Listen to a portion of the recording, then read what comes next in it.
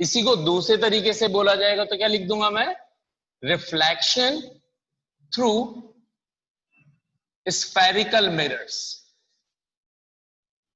Spherical mirrors, तो सबसे पहले हमारे पास वर्ड आया स्फेरिकल मिरर या कर्व्ड स्फेरिकल सर्फेसेस। तो ये होती क्या है, तो हमने बोला कि let's suppose we are having a hollow sphere, hollow transparent smooth sphere made up of glass something. Now let's suppose if we cut any part of it, यहां से मैंने इसके एक पार्ट को कट कर रहा हूं मैं। So let's I am cutting this part, ये कट हुआ पॉइंट ए पर, बी पर, और लेट्स सपोज यहां पर मैंने एक पॉइंट बना दिया P. So this line is dividing this sphere into two parts, APB and we can say AP-B. Both can be made the spherical mirror based on the polishing of any one of side. अब क्या होगा, इसको mirror बनाने के लिए सबसे पहले कोई भी स्मूथ सरफेस हो उसको मिरर कैसे बनाया जा सकता है, किसी एक सरफेस को आप पॉलिश कर दो, सिल्वर पॉलिश कर दो। तो अब पॉलिश करने के लिए देखें तो लेट्स सपोज हमने छोटा वाला पार्ट लिया, जनरली हम छोटा वाला पार्ट लेते हैं ताकि वो बल ज्यादा हैवी ना बने। तो ये हमने लिया ए, बी और ये पॉइंट पी। अब पॉलिश बोला गया कि पॉलिश करो, तो क्वेश्चन है पॉलिश किस साइड से करें। तो पॉलिश करने के यहाँ पे दो ऑप्शन नजर आ रहे हैं, एक इधर आउटर साइड पे कर सकते हैं और एक इनर साइड पर, यानी कि एक बर्स्ट आउट सरफेस बाहर की तरफ, एक इनर साइड अंदर की तरफ। तो इस बेस पर दो टाइप के हमें मिरर मिलेंगे based on polishing. So types of mirror, types of spherical mirror, हमें यहां पर दो मिरर मिलने वाले हैं पॉलिश करते। एक दिखेगा कुछ ऐसा, दिखेंगे तो दोनों ऐसे ही, लेकिन पॉलिश करने के बाद दोनों की सिचुएशन चेंज हो जाएगी। ठीक है,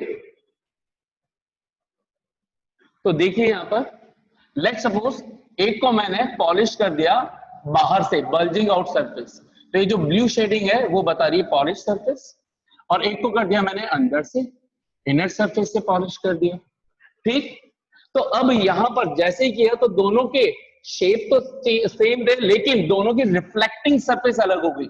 इसमें रिफ्लेक्टिंग सरफेस जिसको बोलेंगे पॉलिश सरफेस की अपोजिट साइड, यानी कि inner surface will work as reflecting surface. Now इसका मतलब जो रिफ्लेक्टिंग सरफेस है लाइट सिर्फ और सिर्फ उसी पे इंसिडेंट होनी।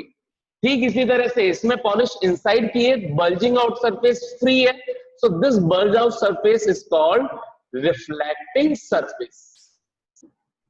और लाइट जो भी हिट होगी वो कहां पे हिट होगी, इस बाहर वाली सरफेस पर। इस बेस पर हमने इसको दो नाम दे दिए, दो अलग अलग डिफरेंट दिख रहे हैं। तो एक को बोला हमने कॉनकेव मिरर, ये सब भी आपने बचपन में पढ़े हुए हैं 10th क्लास के अंदर, और एक को बोला हमने कॉन्वेक्स मिरर। ठीक, अच्छा अब ये बोल तो दिया, इसको याद रखने की मैं आप लोगों को एक छोटी सी ट्रिक बता देता हूं। मतलब वैसे याद रह जाता है, फिर भी कभी कभी कंफ्यूज हो जाता है कि यार इनसाइड वाली को पॉलिश किया तो वो कॉन्वेक्स था कि कॉनकेव था, या आउटसाइड वाली को पॉलिश किया तो कॉन्वेक्स था या कॉनकेव, भूल गए। ठीक है, केव, केव का मतलब क्या होता है, गुफा, है ना। तो गुफा कैसी होती है, होलो, यानी कि गुफा के अंदर कोई जा रहा है तो कौन जाएगा, लाइट जाएगी। तो जब भी गुफा वाले पार्ट में, इनसाइड वाले पार्ट में लाइट एंटर कर जाए, लाइट हिट हो जाए, तो वो केव के अंदर जा रही है। तो ये कौन सा मिरर हो गया, ये कौन केव, ये कौन है केव, कौन केव, कौन के मिरर। ठीक, अच्छा भाई साहब जब हमारे लग जाती है कहीं पे किसी भी जगह पे तो क्या होती है, स्वेलिंग आ जाती है ना। तो स्वेलिंग आती है तो क्या लगाते हैं, एक आयोडेक्स नाम से एक बड़ा फेमस आता है। तो आयोडेक्स, आयोडेक्स क्या होती है, वैक्स। तो देखो वैक्स, तो ये कौन हो गई, वैक्स। ये सूज गया हिस्सा आपका, स्वेलिंग हो गई। स्वेलिंग पार्ट पे आप कुछ लगाओगे, कुछ का मतलब लाइट डालोगे, तो लाइट डालने के लिए इसका मतलब आप क्या लगा रहे हो, वैक्स लगा रहे हो, ऑन वैक्स। ये कौन केव, कॉनकेव, कॉन्वेक्स। हाँ भाई, कितनों को कॉन्वेक्स और कॉनकेव के अंदर पहली चीज डिफरेंस, तो कॉन्वेक्स कॉनकेव क्लियर। आगे बढ़ते हैं, और स्फेरिकल मिरर, एक होलो स्फेयर का ही पार्ट होता है स्फेरिकल मिरर। इसी को कर्व इसलिए बोल देते हैं क्योंकि पूरा स्फेयर काम में नहीं ले रहे, तो इसी को हम क्या बोल देते हैं, कर्व मिरर या spherical mirror. So what must be the definition of spherical mirror? Spherical mirror is the part of that transparent hollow sphere whose one of the side will be polished, silver polished. Got it? Okay, आगे बढ़ते हैं साहब इसके through. ये तो अभी हमने सिर्फ टाइप्स देखे हैं, कॉन्वेक्स एंड कॉनकेव मिरर के। अब इससे रिलेटेड कुछ टर्मिनोलॉजी सीखेंगे कि इसके अंदर जब हमें रिफ्लेक्शन करवाना रहेगा, और उसके कुछ सर्टेन रूल्स भी हम सीखेंगे कि रिफ्लेक्शन होगा कैसे। तो उस रूल्स को सीखने से पहले हमें इससे रिलेटेड कुछ टर्मिनोलॉजीज का पता होना जरूरी। तो सबसे पहले हम बात करते हैं, जो टर्मिनोलॉजी है वो बाय डिफॉल्ट दोनों के लिए सेम रहेगी, चाहे वो कॉन्वेक्स टाइप हो या कॉनकेव टाइप हो। तो देखिए यहाँ पर, जैसे मैंने एक मिरर बना दिया शुरू में, मान लीजिए कॉनकेव बना देता हूं शुरू में। कॉनकेव बनाने के लिए, अच्छा ये कॉनकेव है या कॉन्वेक्स है एवरीवन? तो मैंने ले लिया कॉनकेव मिरर। कॉनकेव मिरर लेते ही इसकी सरफेस को पॉलिश कर दिया बाहर की तरफ से। अच्छा, अब इसको हमने क्या किया, कुछ पॉइंट्स मैं नाम दे रहा हूं, एक M1, एक M2 और M1 M2 के बिल्कुल मिड का पॉइंट P, ठीक है, ये वाला पॉइंट P। इस P पॉइंट, अच्छा इसको मैंने इस तरह से रख रखा है कि अगर मैं M1 और M2 को ज्वाइन कर दूं तो एक वर्टिकल लाइन नजर आ रही है। अभी कन्वीनियंट स्टडी के लिए हमने इसको इस तरह से प्लेस किया है कि अगर M1 M2 बने, इसको खींचे हम एक स्ट्रेट लाइन, तो M1 M2 कैसी लाइन दिख जानी चाहिए, एक वर्टिकल लाइन। फिर उसके बाद आप कहीं पे भी कैसे ही प्लेस करो, हम बात वही करेंगे। तो यहां पर M1 M2 हो गई वर्टिकल, तो इस M1 M2 की एक परपेंडिकुलर लाइन ड्रॉ करी जो इस P पॉइंट से पास हो। तो एक मैंने एक लाइन ड्रॉ करी जो कहां से पास हो रही है, P पॉइंट से। तो ऑब्वियस सी बात है, अगर ये अभी वर्टिकल इस टाइम पे है तो ये लाइन, ये वाली लाइन कैसी होगी, हॉरिजॉन्टल, ठीक है। बाद में आप कैसे भी टेढ़ा मेढ़ा बनाओगे तो भी हमें मेन मतलब किससे है, M1 M2 से जो आप स्ट्रेट लाइन खींच रहे हो उसकी एक परपेंडिकुलर लाइन। तो इस लाइन को बोला जाएगा प्रिंसिपल एक्सिस।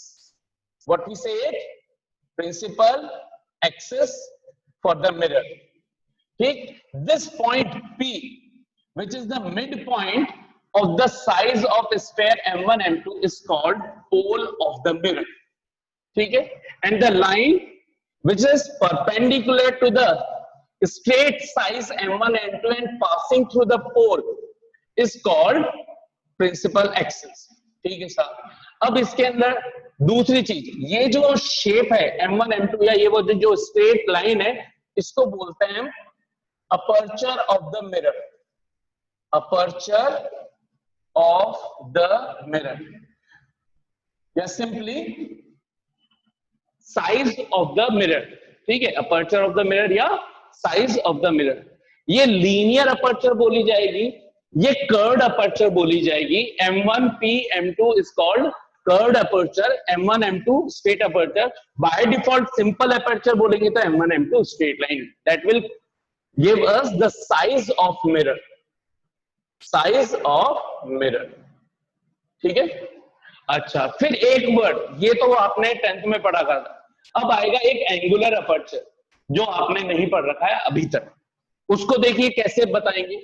उसको बताने के लिए क्या करेंगे हम, सबसे पहले ये M1 M2 जो शेप कर्व नजर आ रहा है, इससे बनने वाला एक स्फेयर या एक सर्कल, यहाँ पे बोर्ड पे वो सर्कल नजर आएगा, लेकिन एक्चुअल में है क्या इस पे, तो हम पहले, अब बार बार मैं बाय डिफॉल्ट सर्कल ही बोलूंगा, समझना ही है हमें। एक मैंने सर्कल कंप्लीट किया तो उससे समझ में आया कि M1 M2 is the part of this circle और स्फेयर। तो इसका सेंटर कहां था, ये ब्लू पॉइंट, इस पॉइंट को मैंने बोल दिया कैपिटल C, ठीक है। This point is called capital C। तो ये जो पॉइंट है, एक स्फेयर एक सर्कल जो बन रहा होता है उसका जो पॉइंट है, इस C पॉइंट को हम बोलते हैं सेंटर ऑफ कर्वेचर। एक्चुअल में ये सेंटर तो किसका है, इस पूरे स्फेयर का, लेकिन हम इस स्फेयर को थोड़ी काम में ले रहे हैं, हम तो सिर्फ इस कर्वेचर M1 M2 को काम में ले रहे हैं, इसलिए हमने वर्ड लगा दिया कर्वेचर। ठीक इसी तरह से C और P को अगर ज्वाइन कर दूं तो आपको खुद को समझ में आता होगा कि ये क्या होनी चाहिए, रेडियस ऑफ दिस स्फीयर। लेकिन ये पार्ट किसका है, कर्वेचर का। तो हम यहाँ पर सी को तो हमने नाम दे दिया सेंटर ऑफ कर्वेचर, तो इस आर को क्या बोलना चाहिए, रेडियस। और किसकी रेडियस है ये, कर्वेचर की। तो radius of curvature, this is called radius of curvature. CP का जो मिड पॉइंट होगा उसको हम बोलते हैं कैपिटल एफ, और कैपिटल एफ को बोलते हैं प्रिंसिपल फोकस या सिंपली फोकस पॉइंट। अब यहां पे जब कैपिटल एफ जब भी आएगा बाय डिफॉल्ट ये इधर अभी आ रहा है, किसके लिए आ रहा है, कॉनकेव मिरर के लिए। अभी कॉन्वेक्स के लिए भी देखेंगे कि ये सारे पॉइंट कहां और कैसे लाई कर रहे होंगे। अभी हम बाय डिफॉल्ट कॉनकेव की बात कर रहे हैं, उसके बाद कॉन्वेक्स में भी ये सारी टर्मिनोलॉजीज चेक करेंगे, ठीक हो। अच्छा, ये सारी चीजें बन गई। अब इसमें मैं जो बताने वाला था वो बताने वाला था क्या, एंगुलर एंगुलर अपर्चर किसको बोलेंगे। सो what must be the angular aperture, M1 और M2 ये जो बाउंड्री पॉइंट्स हैं, ये सेंटर पर जो भी एंगल सबटेंड करेंगे, that angle is called angular aperture. So what must be the angular aperture, the angle subtended by the boundaries of the curved or spherical mirror at the center is called angular aperture. इसका मतलब the angle, कौन सा angle, M1 और C और M2। इसका मतलब angle M1 C M2 is called M1 C M2 is called angular aperture। तो ये एक नया वर्ड आया आप लोगों के लिए, जो अब आप लोगों को ध्यान रखना है, जो 10th में आप लोगों ने नहीं पढ़ा था। आपने सिंपल एक सिंगल वर्ड पढ़ा था अपर्चर, और अपर्चर को हमने आगे इस तरीके से क्लियर कर दिया। अच्छा, यहां पर प्रिंसिपल फोकस या सिंपली फोकस की डिस्टेंस पोल से जब बोलेंगे तो पीएफ या सिंपली अभी आप एफपी भी लिख सकते हो। अभी तो इसको हम इस डिस्टेंस को नाम देते हैं स्मॉल एफ, ये भी आपने 10th में पढ़ रखा था वैसे। और इस स्मॉल एफ को क्या बोलते हैं, focal length, focal length of the mirror. यहां तक की कहानी ये इसके अंदर हमने बताया टर्मिनोलॉजीज क्या क्या है। ठीक इसी तरह से ये बनाने से पहले एक मैं कॉन्वेक्स मिरर के लिए भी ये टर्मिनोलॉजीज शो कर देता हूं डायग्राम बना करके। तो ये मैंने बनाया सब कॉन्वेक्स मिरर, इसको मैंने पॉलिश कर दिया किधर से, इनसाइड से। तो लाइट किधर पे आएगी, स्वेलिंग पार्ट पर, यानी कि बल्जिंग आउट पोर्शन पर। तो ये हमारे लिए कौन सा मिरर बन गया, कॉन्वेक्स मिरर। अब इसके अंदर भी ये बाउंड्री पॉइंट्स M1 और ये जो स्ट्रेट लाइन हो गई ये उसकी कहलाएगी लीनियर अपर्चर, यानी कि M1 M2 ये स्ट्रेट लाइन, ये क्या कहलाएगी, लीनियर अपर्चर। M1 M2 का बिल्कुल मिड पॉइंट वो कहलाएगा पोल। ठीक, M1 M2 स्ट्रेट लाइन के एक लाइन परपेंडिकुलर जो पोल से पास हो, उस लाइन को बोल दिया प्रिंसिपल एक्सिस। ठीक इसी तरह से अब इसके अंदर C और F बनाने हैं, तो क्या करना है, माइंड में आप क्या कंप्लीट कर दो, उसका सर्कल कंप्लीट कर दो। उससे आपको कंफ्यूजन दूर हो जाएगा कि इसका C पॉइंट और F पॉइंट, R पॉइंट किधर, ये R वाली डिस्टेंस सब किधर आनी। तो देखो कर दिया तो अब अपने आप मेरे को समझ में आ गया कि इसका सेंटर ये है साहब। तो ये CP डिस्टेंस उसकी हो गई यहां पर क्या, रेडियस ऑफ कर्वेचर। C और P का मिड पॉइंट मैंने बोल दिया F, तो P और F के बीच की डिस्टेंस हो गई फोकल लेंथ।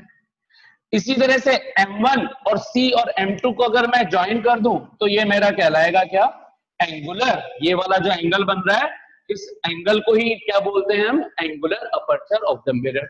तो ये टर्मिनोलॉजीज किसमें यूज हो गई, कॉन्वेक्स मिरर के अंदर। ठीक है, अभी आगे चल के मैं बताने वाला हूं कि the principal focus for concave is real while the principal focus for convex is virtual. तो अभी देखेंगे वो रियल कैसे पहचानेंगे इजीली, और कभी भूलेंगे नहीं कि रियल किसको बोलना है, वर्चुअल किसको बोलना है। These are the terminologies. एक टर्मिनोलॉजी और बच रही है उसके अंदर, जिसको हम बोलते हैं फोकल प्लेन। फोकल प्लेन, उसका मैं डायग्राम अलग से बना देता हूं ताकि वो मिक्सअप नहीं होगा। So focal plane is that plane which will pass through the principal focus of the mirror, which will pass through the principal focus of the mirror and will be perpendicular to the principal axis। यानी कि ये एक ऐसा vertical plane, अगर ये horizontal line है तो एक ऐसा वर्टिकल प्लेन जो इस एफ पॉइंट से पास हो रहा हो और इस प्रिंसिपल एक्सिस के परपेंडिकुलर। तो देखो 3D के अंदर अब आपको नजर आ रहा होगा ये वाला प्लेन, ये वाला प्लेन क्या कहलाएगा? Focal plane. इसकी अपनी एक इंपॉर्टेंस है, ये शायद आपने 10th में नहीं पढ़ा था, और पढ़ा होगा तो उस टाइम ध्यान नहीं दिया होगा। So this is called focal plane, a plane which is passing through the point F and perpendicular to the principal axis is called principal focus, sorry focal plane. अब ये टर्मिनोलॉजीज यहां तक कितना क्लियर है ताकि मैं रेफ करूं, क्योंकि प्रिंसिपल फोकस जब स्टडी करेंगे तो उसमें हमें दोनों के लिए, हमने देखा था कि एक का पॉइंट इधर आ रहा था, एक का उधर बन रहा था। तो और मैंने ये भी बताया कि principal focus are real for concave mirror and virtual for convex mirror. देखते हैं कैसे। ये मिरर लिया, इसको पॉलिश कर दिया इस साइड से, कौन सा बन गया? Concave mirror. एक लाइन मैंने ड्रॉ कर दी जो इसके मिड पॉइंट पी से पास कर रही है, पी बोले तो पोल, ये लाइन हो गई प्रिंसिपल एक्सिस। अब बार बार हम पूरा नहीं करेंगे, माइंड में मान लेंगे ये पॉइंट हो गया सी, इन दोनों के बीच का ये पॉइंट हो गया F. So now F point जब मैं यहां बना रहा हूं तो ये वो पॉइंट है कि अगर कोई भी लाइट अगर प्रिंसिपल एक्सिस के इंसिडेंट होगी, so after reflection through this surface it will reflect in such a way that it will pass through a point, और ये जिस पॉइंट से पास होगी एक्चुअली उस पॉइंट को हम बोलते हैं क्या? Principal focus. तो अब इसमें दो केस हो सकते हैं, या तो ये actually after reflection either the reflected ray will pass through the actual point और it will appear to come from a point, that is called principal focus. कैसे? अपीयर टू का भी केस देखते हैं, वो किसमें मिलेगा? कॉन्वेक्स में। ये मैंने बना दिया कॉन्वेक्स मिरर, ये पॉइंट हो गया P। इस टाइम पे इसका सर्कल इधर कंप्लीट हो रहा है, तो अपने आप समझ में आ गया कि सेंटर यहां बनेगा, F यहां बनेगा। अब गलती क्या हो जाती है, स्टूडेंट ये लाइन बना देते हैं और इसको यहीं से पास करा देते हैं। नहीं, मैंने क्या बोला? रिफ्लेक्टिंग सरफेस कौन सी है? Opposite of polish surface. तो लाइट हमेशा कहां पर इंसिडेंट होगी? रिफ्लेक्टिंग सरफेस पे। आप कभी भी पॉलिश सरफेस के पीछे जाकर के चेक नहीं करोगे कि व्हाट इज रिफ्लेक्टिंग सरफेस, आप हमेशा पॉलिश के अपोजिट में रहोगे। तो लाइट कहां पर इंसिडेंट करवानी है? और रिफ्लेक्टिंग सरफेस पर। तो मैंने एक लाइन ड्रॉ करी which is called incident ray, and this is parallel to the principal axis. This is our principal axis और ये लाइन हो गई इसके पैरेलल हो गई। तो अब क्या बोला गया? ये लाइन रिफ्लेक्ट इस तरह से होगी कि या तो ये एक्चुअल पॉइंट F से पास हो जाए या F पॉइंट से आती भी नजर आए। ध्यान रखना है, कभी भी लाइट जो लाइन ये इंसिडेंट रे, ये कभी भी पॉलिश सरफेस के इधर पार करके नहीं आ सकती। पॉलिश करने का मतलब ही यह है कि इससे टकरा के बाउंस बैक हो, तो कंपलसरी इसको आना तो इधर ही है। इसके अंदर ये लाइट इधर नहीं आ सकती थी क्योंकि इधर पॉलिश सरफेस है। तो अब ये बाउंस बैक कैसे होगी? इधर तो कोई पॉइंट नजर ही नहीं आ रहा, तो ये बाउंस बैक ऐसे होगी कि ये एक इस तरह से बाउंस बैक हो कि इसको अगर हम आगे बढ़ाएं तो ये कहां से पास होती भी नजर आए? प्रिंसिपल फोकस से। भाई भावनाओं को समझना है ना, थोड़ा टेढ़ा वेढ़ा अगर दिख जाए आपको तो स्ट्रेट है ये बिल्कुल। तो इसको अगर मैं पीछे एक्सटेंड कर दूं तो क्या नजर आ रहा होगा? हम जब इधर देख रहे होंगे तो ये ऐसा कैसा लगेगा हमें कि लाइन कहां से आती भी नजर आ रही है? F पॉइंट से। तो ये जो F पॉइंट है इसी को हम क्या बोल रहे हैं? Principal focus for convex mirror. So this is called principal focus of convex mirror, and this one is called principal focus of concave mirror। अब ये भी 5-7 मिनट बाद हम नया सेशन फिर से स्टार्ट करेंगे 7 मिनट्स बाद, और 7 मिनट्स बाद इसको बंद करके अपने आप बंद हो जाएगा, उसके बाद फिर से एक और सेशन लेंगे। तो ये चीज क्लियर हो गई। अच्छा, अभी तक ये समझ में नहीं आया कि रियल फोकस और वर्चुअल फोकस किसको बोल रहे हैं। तो मेरा एक स्टेटमेंट सुनिए जो किसी बुक में लिखा हुआ नहीं मिलेगा, लेकिन वो स्टेटमेंट आपको एक ऐसी ट्रिक है जो आपको ये बता देगा पूरे चैप्टर में कि आपको real side, virtual side, real things, virtual things कैसे सिलेक्ट करनी है। सिंगल स्टेटमेंट, कोई सा भी फेनोमेनन हो, चाहे रिफ्लेक्शन हो चाहे रिफ्रैक्शन हो। सो माय स्टेटमेंट इज, ध्यान से सुनिएगा, in whatever side the corresponding phenomenon whether reflection or refraction will occur, it means in whatever side either the corresponding phenomenon ray, reflected ray or refracted ray are present, that side is called a real side. And in which the phenomenon is not occurring or the corresponding phenomenon rays are not present, reflected ray or refracted ray जिस direction में present ना हो वो side virtual side. जिस direction में या तो reflection होगा तो रिफ्लेक्टेड रे कंसीडर करेंगे और रिफ्रैक्शन होगा तो रिफ्रैक्टेड रेज को कंसीडर करेंगे। जिस डायरेक्शन में रिफ्लेक्टेड रेज हो या रिफ्लेक्टेड रेज हो या रिफ्रैक्टेड रेज हो उस डायरेक्शन को कंसीडर करना है रियल साइड। देखिए साहब यहां पर इसके अंदर रिफ्लेक्शन हुआ तो रिफ्लेक्शन होकर के ये है हमारी रिफ्लेक्टेड रे, ये रिफ्लेक्टेड रे इस वाली साइड में प्रेजेंट है तो ये पूरी साइड कहला गई रियल साइड, और इस रियल साइड में आने वाली सभी चीजें रियल है। तो क्या एफ पॉइंट रियल साइड में लाई कर रहा है? बिल्कुल कर रहा है। इसलिए ये हमारा कौन सा पॉइंट कहलाया, कौन सा फोकस कहलाया? Real focus.